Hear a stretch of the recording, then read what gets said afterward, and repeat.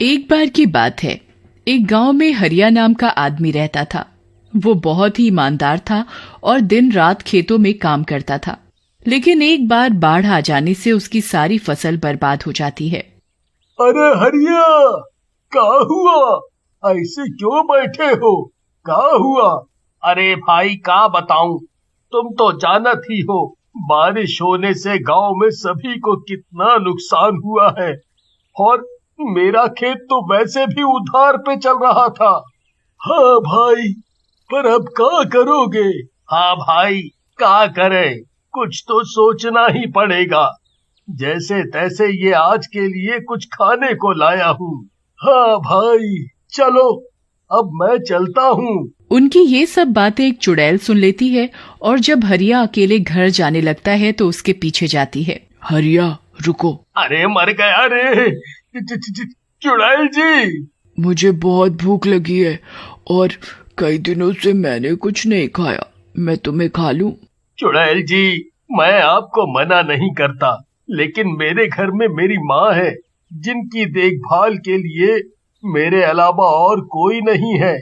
आप ये खाना ले लो, जो मैं अपनी माँ और अपने लिए लाया था। अच्छा, तो फिर तुम क्या खाओगे? ठीक है, दो ये खाना। वो खाना खा लेती है और हरिया का पीछा करती है और उसके घर पहुंचती है। माँ, तुम ठीक तो हो ना? हाँ बेटा, मैं ठीक हूँ। माँ, मुझे माफ करना, आज मैं कुछ खाने को नहीं ला सका। मैं ठीक हूँ बेटा, मेरी चिंता मत कर। चुड़ैल उनकी सब बातें सुन लेती है। अरे, ये तो कितने अच्छे लोग हैं और हरिया कितना अच्छा आदमी है। वहीं पास में सरपंच के घर पर जश्न चल रहा होता है। ये सरपंच भी कितना बुरा आदमी है, इसे ये तक नहीं पता कि इसके गांव में ये परिवार भूखे पेट सो रहा है। फिर चुड़ैल जादू से हरिया के घर के बाहर खाना रख देती है।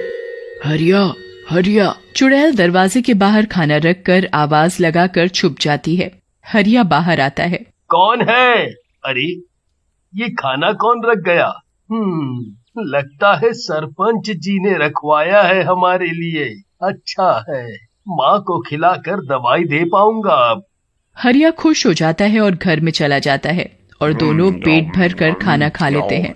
माँ, आज तो खाने का इंतजाम हो गया, लेकिन कुछ करना पड़ेगा। रोज तो ये दावत नहीं होने वाली, क्यों ना मैं मिठाई का काम शुरू करूं? चुड़ैल खिड़की से उनकी बातें सुन रही होती है। हाँ बेटा, तुम्हें जैसा सही लगे वो करो, मेरा आशीर्वाद तो हमेशा से तुम्हारे साथ ही है। फिर अगले दिन हरिया लड्डू बनाता है और छोटी सी टोकरी में उन्हें बेचने निकलता है। लड्डू ले लो, लड्डू ले लो, मीठे मीठे लड्डू, ताजे लड्डू। वाह हरिया भाई, ये लड्डू का काम शुरू करे हो का? हाँ भाई, अब क्या करें, जीने के लिए पैसा तो चाहिए ना। हरिया पूरा दिन गांव में घूमता है और उसके कुछ लड्डू बिक जाते हैं। कुछ दिन बाद उसके लड्डू बिकने बंद हो जाते हैं। लड्डू ले लो। अरे भाई, लड्डू ले लो, लड्डू ताजे लड्डू है भैया। भाई कितने लड्डू खाएं? मेरी बीवी ने कहा है कि कोई और मिठाई भी लाओ, जब देखो लड्डू ले आते हो। अब क्या करें भैया? इतना बोलकर वो गांव वाला वहां से चला जाता है।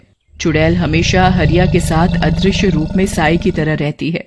अरे, ऐसे तो ये हरिया फिर से भूखा मर जाएगा। मुझे कुछ करना होगा। फिर एक दिन हरिया रात में घर आ रहा होता है तो उसे एक सुंदर लड़की राखी मिलती है और वो रो रही होती है। अरे का हुआ, काहे डुसक डुसक के रोवत हो? देखो, हमरे लड्डू नहीं बिके हैं तो हम रोवत है कोई? मेरा इस दुनिया में कोई नहीं है, इसीलिए रो रही हूँ। मेरी सौतेली माँ मुझे बहुत मारती है, इसीलिए मैं घर छोड़कर भाग आई। लेकिन अब मैं कहाँ जाऊंगी, ये सोचकर रो रही हूँ। अरे बाबा, कोई बात नहीं, तुम मेरे घर चलो। इतनी रात में यहाँ रहना ठीक नहीं है तुम्हारे लिए। चलो, पर हाँ, मैं बहुत गरीब हूँ और कभी कभी भूखे पेट सोना पड़ सकता है तुमको, देख लो। कोई बात नहीं, मैं सच में रह सकती हूँ तुम्हारे घर। हाँ चलो, जब तक तुम्हें कोई और ठिकाना ना मिले तब तक रह लेना, और जब तक चाहे रहो मेरे घर में। फिर हरिया राखी को अपने घर ले आता है। रात हो जाती है और सब सो जाते हैं। फिर डरावनी आवाजें आने लगती हैं और राखी चुड़ैल के रूप में बदल जाती है। तुम सच में बहुत अच्छे हो। तुम्हारे पास कुछ नहीं, फिर भी सबकी मदद करते हो। तुम किसी भी अमीर आदमी से कहीं ज्यादा बेहतर हो। मुझे तो तुमसे प्यार हो गया। तुम चिंता मत करो, तुम जब सुबह उठोगे तो सब ठीक पाओगे। फिर चुड़ैल रात में अपने जादू से बहुत सी मिठाइयाँ बना देती है। अगली सुबह जब हरिया उठता है, अरे ये इतनी अच्छी खुशबू कहाँ से आ रही है? हरिया और उसकी माँ बाहर जाकर देखते हैं तो उनकी रसोई में तरह तरह की मिठाइयों के थाल रखे होते हैं। अरे माँ, ये क्या? ये मिठाइयाँ यहाँ कैसे आईं? आपने बनाई क्या? नहीं बेटा, मुझे कहाँ ये शहरी मिठाइयाँ बनानी आती हैं। तभी चुड़ैल राखी के रूप में वहाँ आती है। हरिया, ये सब मैंने बनाई है। क्या तुम्हें ये सब बनाना आता है? हाँ, यही नहीं, मुझे बहुत कुछ बनाना आता है। अरे वाह! अब तुम जाओ और इन्हें बेच कर आओ। हरिया बहुत खुश हो जाता है और एक ठेले पर सब थाल रख लेता है और गांव में घूम घूम कर पूरे गांव में मिठाइयाँ बेचने लगता है। कुछ ही घंटों में उसकी सारी मिठाई बिक जाती है और हरिया को बहुत मुनाफा होता है। माँ, माँ, राखी, बाहर आओ। ये देखो पैसे, हमारी सारी मिठाइयाँ बिक गई। अब सब ठीक हो जाएगा, है ना? अब मैं तुम्हारे घर रह सकती हूँ ना? राखी, अगर तुम ये सब ना करती तब भी तो मैंने तुम्हें मना नहीं किया था यहाँ रहने को। यही तो तुम्हारी अच्छाई है।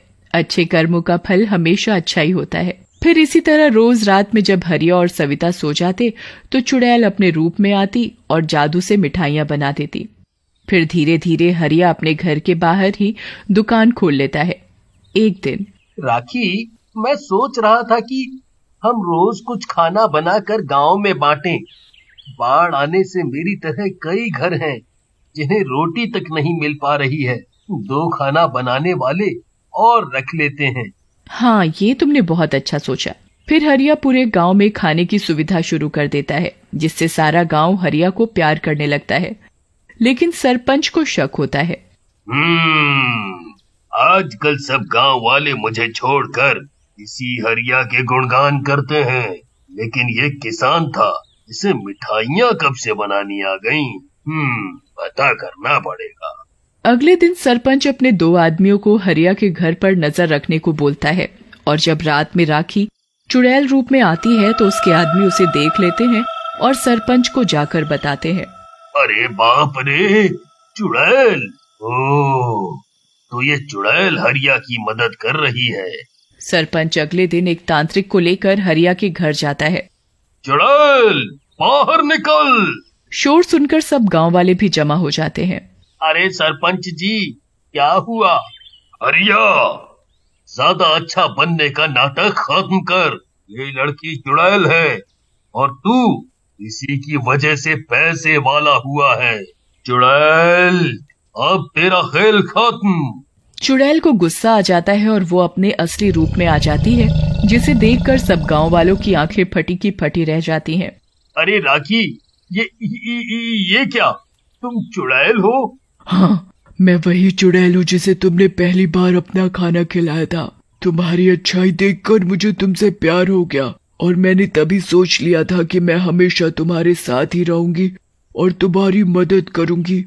लेकिन तुम इतने अच्छे हो कि पैसे आने के बाद भी अपने गरीब गांव वालों को नहीं भूले। बस तेरा खेल खत्म चुड़ैल, मैं तुझे भस्म कर दूंगा। लेकिन सब गांव वाले आ जाते हैं और बाबा को पकड़ लेते हैं। अरे ये जैसी भी हो, पर इसने हम गरीबों को 2 वक्त का खाना दिया है।